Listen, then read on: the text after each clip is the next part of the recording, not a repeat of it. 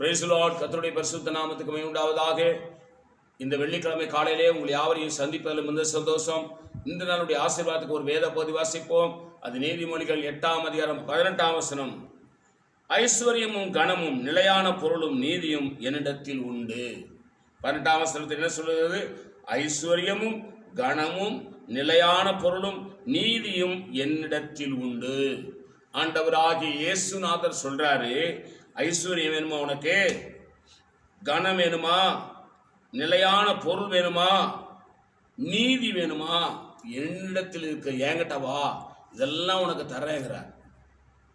ஆனால் அருமை தெய்வ பிள்ளைகளே, இன்றைக்கு மனுஷன் படைத்தவரை விட்டு விட்டு படைப்புகளெல்லாம் வணங்கி கொண்டிருக்கிறான்.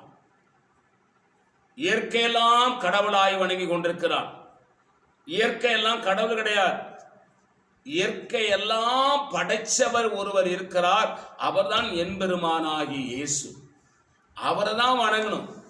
படைப்புகளை வணங்கக்கூடாது என்பதை நீங்கள் விளங்கிக் கொள்ளுங்கள். அவர் தான் சொல்கிறார், ஐஸ்வர்யம் என்னிடத்தில் இருக்கிறது, கனம் என்னிடத்தில் இருக்கிறது, நிலையான பொருள் என்னிடத்தில் இருக்கிறது, நீதி என்னிடத்தில் இருக்கு, வா நான் உனக்கு தரேன் என்று கூப்பிடுகிறார். வாருங்கள், பெற்றுக்கொள்ளுங்கள், நீங்கள் ஆசீர்வாதமாக இருப்பீர்கள். நான் உங்களுக்காக ஜெபிக்கிறேன். பரிசுத்த பிதாவே, எங்களோடு நீ பேசின நல்ல வார்த்தைகளுக்காக ஸ்தோத்திரம். இந்த வார்த்தையின்படி எங்களை ஆசீர்வதி. இயேசுவின் நாமத்தில் வேண்டிக் கொள்கிறோம் நல்ல பிதாவே, ஆமென். God bless you. கர்த்தர் உங்களை ஆசீர்வதிப்பாராக.